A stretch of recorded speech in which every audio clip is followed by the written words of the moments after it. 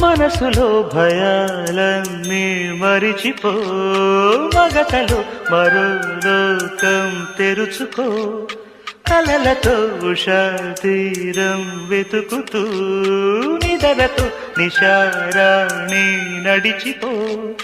చిటికలోన చిక్కబట్ట కటిక చీకటి కరిగిపోక తప్పదమ్మ ఉదయ కాంతికి.